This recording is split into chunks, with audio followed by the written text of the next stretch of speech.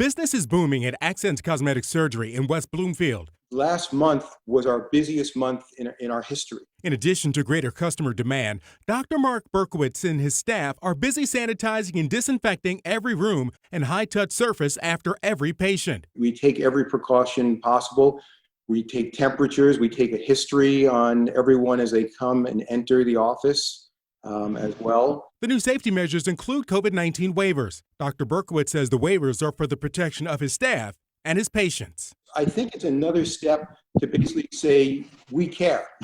We care about you and we care about our staff. Southfield-based lawyer Johnny Hawkins says even if you have a relationship with the vendor, take the time to read the waiver. Don't just sign it without knowing what's on the page. You don't want to just arbitrarily sign or just say, okay, I trust what you're saying or what's on paper. You want to actually look at it, review it, and make sure that it makes sense to you. Many of the waivers are asking you to sign away your rights to sue if you contract COVID-19. You'll have to decide when it's right to assume that risk and how much you want the service the business is providing. Hawkins says all risks are not the same. You can have a drink at home, right? You could cook your food in your own house.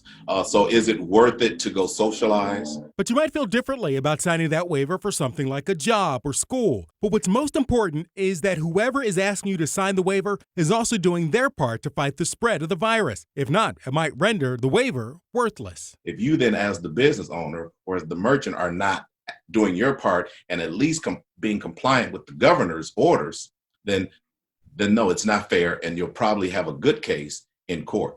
Dr. Berkowitz says he and his staff will continue taking these extra steps to protect the health of everyone who comes into his office. I figure we're going to be this way at least another 1.5 to 2 years. So here's the rebound rundown. Read any waiver you're asked to sign and judge whether it's worth the risk. You'll want to make sure the business is doing their part too, and if not, the waiver may not be enforceable. Now, Dr. Berkowitz says all of the steps he's taking are vital to reopening safely.